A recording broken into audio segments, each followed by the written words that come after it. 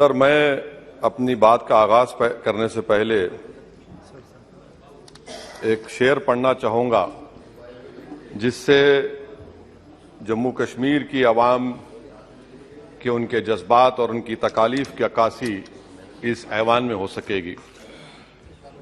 شاعر نے کہا کہ آج وہ کشمیر ہے محکوم و مجبور و فقیر، کل جسے اہل نظر کہتے تھے ایران صغیر، سنائے افلاک سے اٹھی ہے آہ سوزناک، مرد حق ہوتا ہے جب مروب و سلطان و امیر، کہہ رہا ہے داستان بیاداری ایام کی، کوہ کے دامن میں وہ غم خانہ دے خانے پیر۔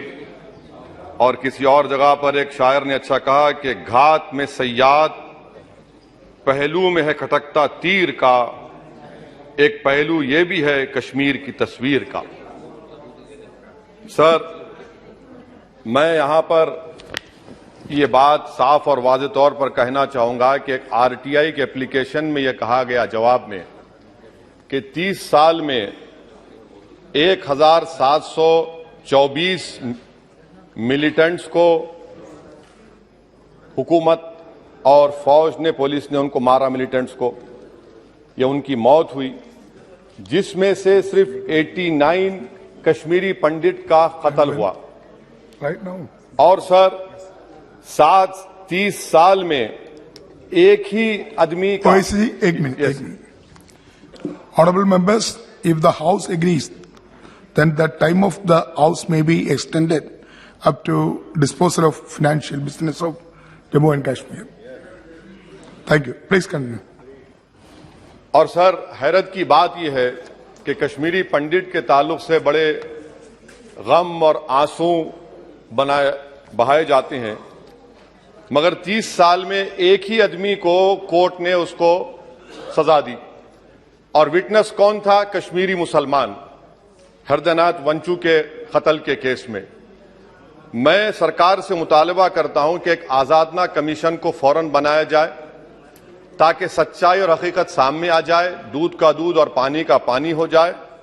اور حیرت افسوس اس بات کا ہے کہ 1500 نان پنڈت ہندوؤں کا بھی قتل ہوا ملیٹنٹس کی طرف سے، مگر ان کے بارے میں کوئی آنسو نہیں بہایا جاتا، ان کے بارے میں کوئی پکچر نہیں بنتی اپنی جیب گرم کرنے کے لیے۔